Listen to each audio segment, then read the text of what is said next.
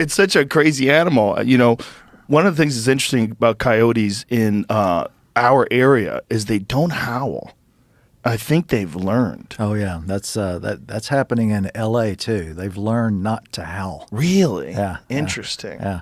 Attracts attention to them. Well, I used to hear it a lot where I lived. I lived in Ventura County, and we had real problems with them. Like, they killed all my chickens. It was like they were everywhere. Yeah. But also fucking cool. It's such a conflicted thing because I hated them because they killed my chickens. And and they also honeypotted my dog into killing my chickens. Did I tell you that story? No, you didn't tell me that. Oh, boy. Listen to this. This is how smart these motherfuckers are. I had this dog, rest in peace. His name was Johnny Cash. He was the best dog. I'll get sad. But let me catch my breath here because I really loved that dog. Oh, I understand this. I just lost a dog last May. This dog was he was just such a sweetheart, but he was a big dog. He was a Mastiff, a Regency Mastiff. His father was actually on Fear Factor, and his father was this, we put people in these big bite suits and they had to run, and we did it with Belgian Malinois.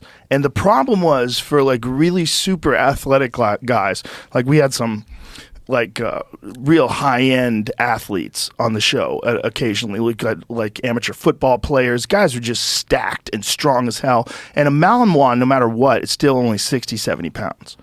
And so we brought in these Regency Mastiffs because they wanted to figure out a dog that could do bite work but was way stronger. And this dog was like $160 and built like a brick shithouse.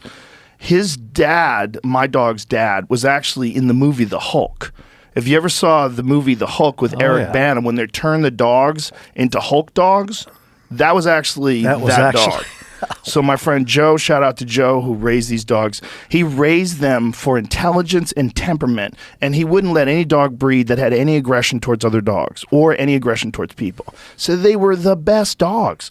And so this dog was hanging out with all these other dogs that were doing bite work and everything, and he was just so chill, just hanging out. I go, how does this dog so chill? And just like, he goes, he's just fucking smart. He's smart, and he's well-raised and well-trained and loved. So anyway, I had his son. And he was the fucking best. But he was in the yard during the day, and a coyote would come by the fence. And the fence was 6 feet high, like a wrought iron fence. He couldn't get over this fence. He didn't even try to get over the fence. It was a nice big yard. But the coyotes could get over that fence like it didn't even exist. It was wild to watch. I watched one with a chicken in his mouth jump and put his feet at the top of that fence and over like a Cirque du Soleil acrobat. Yeah. Oh, yeah. It was amazing. So we had this large coop where the chickens were that the coyotes couldn't figure out a way to get into. And then, have you ever raised chickens before? My dad raised chickens. They do a thing called brooding. And what brooding is, chickens lay an egg, almost every day. But none of them are going to become chicks because there's no rooster. So these are unfertilized eggs. But they don't understand that. So they decide every now and again that this egg is going to become a chick, and they won't let anyone near it, and they pluck their feathers out, and they just sit on this egg, and they stop making eggs. And they get real weirded out. And the only way to cure them of this is to put them in a smaller pen with a post so that they have to hold on to the post to stand. They can't sit and squat like over an egg. So you put a post in there, put a small coop next to the coop. It takes I forget how many days it takes, but they get over it, and then you can put them back in with the regular hens. Well, that little coop, this sneaky-ass fucking coyote had figured out that he could get my dog to destroy that little coop. Because my dog was huge.